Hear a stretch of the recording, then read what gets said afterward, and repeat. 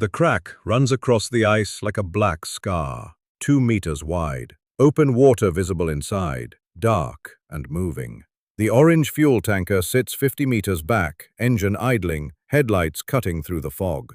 28 tons of diesel fuel on a frozen lake in the middle of the Arctic night. The driver has not moved for 11 minutes. His hands rest on the steering wheel. The temperature gauge on his dashboard reads -41. Ahead, beyond the crack, a red snowmobile idles on the ice. The scout climbs off and kneels at the edge of the fissure, shining his headlamp into the black water.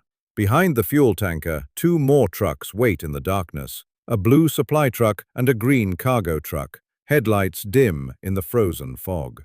The convoy cannot go back. The shore road closed yesterday under a meter of fresh snow. The only way to the village of Tundrisk is forward, across this lake, past this crack. 12 hours earlier, the staging depot at Severny, population 400, at the southern edge of the frozen lake. Grey dawn, -35. Frost covers every surface. Windshields, fences, metal railings. Breath hangs in the air like smoke. The orange fuel tanker sits at the depot fuel rack. 12,000 liters of Arctic-grade diesel. A heavy 3-axle truck with a glossy orange cylindrical tank, chrome fittings, and thick winter tires with deep tread. The driver, in a fur-lined parka, checks the pressure relief valve, then bangs on the tire sidewalls with a rubber mallet, listening for the solid thud that means the rubber has not frozen brittle. Behind the tanker, a blue supply truck with canvas-covered cargo, food, medicine, and heating oil for the village school. A green cargo truck hauling a diesel generator on its flatbed, secured with chains and wooden chocks.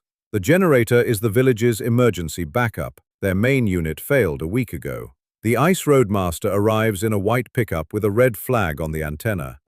He spreads a chart on the hood. The lake is 22 kilometers across. Ice generally 1.2 meters thick, enough for 50-ton vehicles. But 3 warm spring zones thin the ice to dangerous levels, marked red on the chart. The route follows orange reflective stakes every 100 meters, curving around the warm zones. A red snowmobile will scout 500 meters ahead, drilling test holes with a hand auger to confirm thickness. Convoy order: red snowmobile, then the orange tanker, heaviest, most dangerous. Then the blue truck, then the green truck, spacing 300 meters. If the ice breaks under one, the others must be far enough to stop and reverse. Estimated crossing, 8 hours. 9 in the morning. Still dark. The Arctic sun will not rise for 2 hours.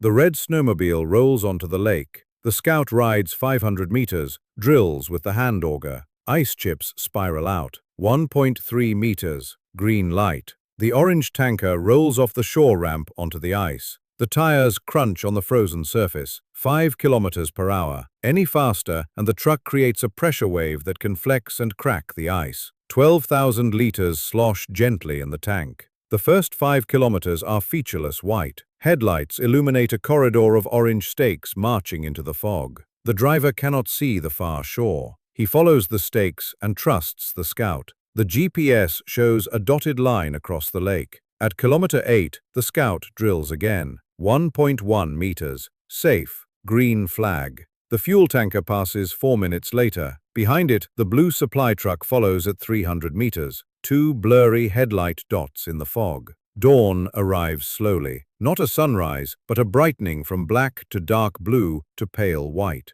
The flat lake stretches to the horizon in every direction. No trees, no hills, just white ice, gray fog, and orange stakes. At kilometer 12, the midpoint, the first warm spring zone. The stakes curve sharply left, rerouting around thinner ice. The scout drills at the edge. 80 centimeters. Red flag. Do not cross. The tanker follows the curve, giving the red flag wide berth. The driver hears the ice groaning beneath him. Deep sounds like a whale singing under the surface. Kilometer 14. The scout's headlight finds it. A dark line across the ice, stretching left and right as far as the beam reaches. A crack, not a stress fracture, a full separation. 2 meters of open black water. Steam rises from the exposed surface into the -40 air, creating a wall of fog. Full stop. The tanker brakes gently and parks 50 meters back. The blue and green trucks stop at their intervals. 4 vehicles on a frozen lake in the dark, engines idling, exhaust rising straight up in the still air. The Scout walks the crack on foot. It runs north-south for at least a kilometer. In some places a meter wide, in others 3. New ice has begun forming in the narrow sections.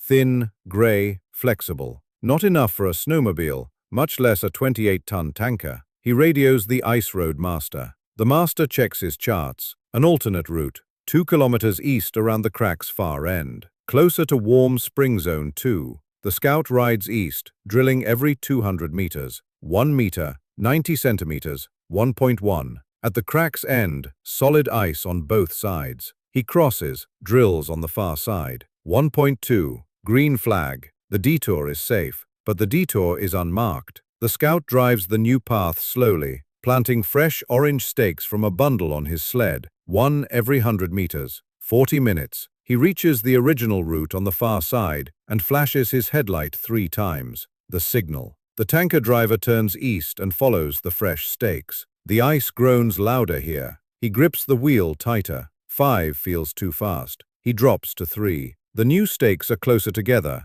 their reflective tape bright in the headlights. The crack is visible to his left, a dark ribbon of fog. Stake after stake. The detour takes 25 minutes. He reaches the original route and exhales. The blue truck follows, then the green. The remaining 8 kilometers are clean ice. The Scout drills twice more, 1.2, 1.3. Green flags. The convoy settles into rhythm at 5 kilometers per hour. The sky brightens to pale daylight. For the first time, the far shore is visible, a dark line of spruce trees against the white horizon. At 2 in the afternoon, the red snowmobile rolls off the ice onto the gravel shore ramp at Tundrisk. The orange tanker climbs the ramp behind it, tire chains biting into frozen gravel. Then the blue truck, then the green, all 4 on land. The tanker backs up to the village fuel depot, a concrete pad with 2 steel storage tanks behind chain-link fence. The driver connects the fuel hose. 12,000 liters flow into the village tanks. The pump hums in the cold. Workers in fur hats watch the gauge rise.